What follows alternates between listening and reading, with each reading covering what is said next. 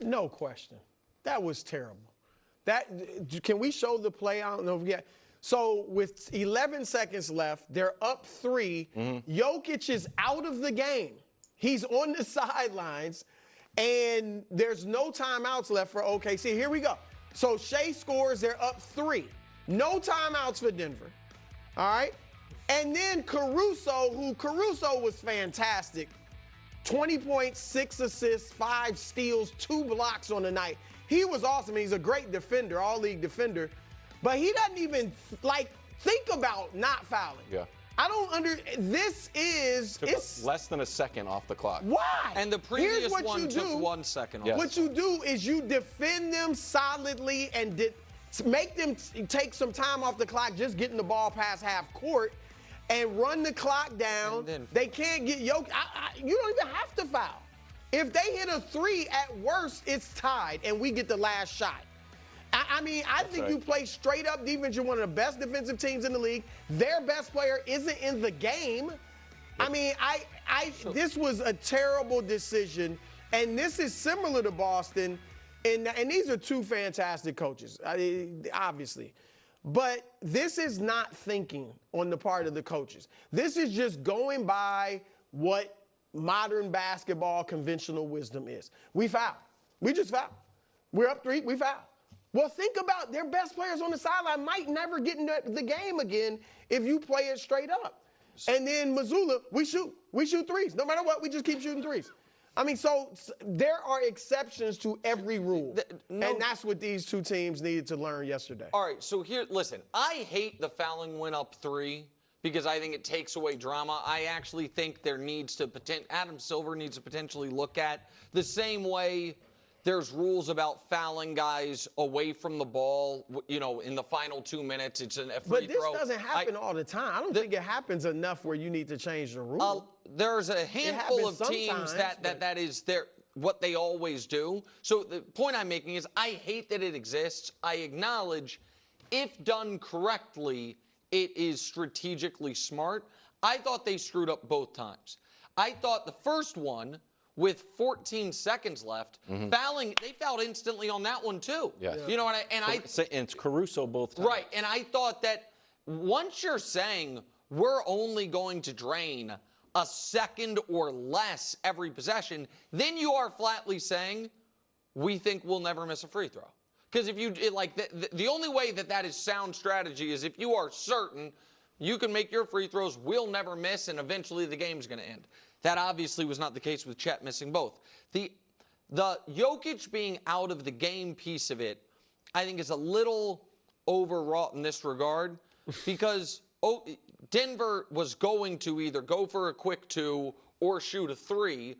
If they don't score or if they get the quick 2, then Denver's going to foul and Jokic can get back in the game anyway. So that part to me is less important than you don't foul 80 feet from the basket. You foul to prevent the guy from shooting the 3. The time is on your side there. But I think that we are, and because there is such a focus on the strategy, the part of this that we're missing is the guy who was the number 2 pick of the draft, who we all said was one of the most important players in this postseason, clanged 2 free throws. Yep. And that's changed. Where Dagnall can say that's not why we lost. Right. And so, and Joker deserves credit, by the way, and the Nuggets deserve credit for forcing the ball into Chet's hands and not letting Shea get it, on those free throws, because they clearly wanted to make sure Shea wasn't the guy to get the ball because Shea's such a great free throw shooter. I just think I hate fouling when up 3. I think it's the smart thing to do. I think they executed it poorly. Okay, let's talk about this. Because, listen, you can always convince yourself things mathematically and statistically, which is why Nick is kind of saying, it is technically the smart. He's saying that it's a smart thing to do, but, from an entertainment perspective, it's not, and it was executed poorly. And this is actually when you see Brew really come to light and you realize, he knows so much more about basketball than football, because that was he always jokes about him being given cogent analysis. And this is exactly right. This is it's having Jokic out of, not in the game is not overblown. It's not overblown. There's 11 seconds left. You are a great defensive team. You get to now have a full defense. Even if they want to go real fast without Jokic, and they're going to go for a quick 2 or something. It doesn't matter. The offense is obviously significantly better with Jokic. So if you can have a full possession, which will, without Jokic on the floor, that actually causes them to try to take a shot, the chances of them not, even if they go for a quick 2 or something, like what he's saying doesn't really actually even add up, because there's a greater likelihood that they now miss rather than shoot free throws. You don't get Jokic back in the game. Like you can get a rebound, and even if they foul right now, yeah, they're gonna foul and bring Jokic back in the game. But now you're down by 3. The Thunder are shooting free throws or whatever. It's like, no, it changes everything. And so this is this idea of like, this is what we do in this situation, and it becomes very formulaic. It becomes very robotic and technical, rather than actually understanding that coaching and decisions are an art and a science. Peyton Manning talked about this before, where it's like, he talked about how some drives are just really hard, right? Even if you're converting third downs, even if you're getting the yards, even if you drove 80 yards, right? It's just hard. So you know what? When it's 4th and 2, just kick the field goal. Just kick the field goal. And sometimes that is the play. Even if analytically it says, no, don't, go for it. You have to be able to read the room. You have to be able to read the game and understand. And so this was a mistake. And so if you're a Thunder fan, you should almost be happy, because you're like, hey, we're a better team. We just made a mistake. We gave them a win. It's almost kind of like a silver lining. I'm not going to rip someone for missing those free throws. Chet Holmgren, like, I get it. Listen, man, if he was like a 28-year-old, Hall of Fame trajectory, like ready to go, and he's going to be special, but like, what is he now? 22? Yeah, he literally just turned 23 years old. Listen, obviously you want to see him make it. You want to see him step up in those moments. I get it, but like, just different. If it was SGA, then I would say something, but I leave room for these younger players to just not be able to come up big in all those moments. I don't think he choked. I just think it was just an unfortunate, series of circumstances. And, try your best to not put your team in that position.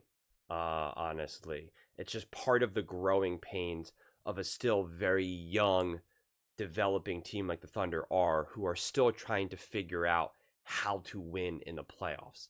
And you could see that the Nuggets very much know how to.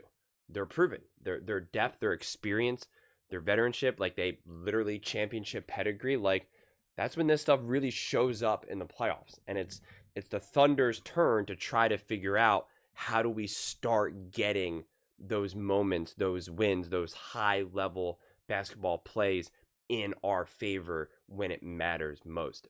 Then this is the process, right? This is the process for them. But those are just my thoughts.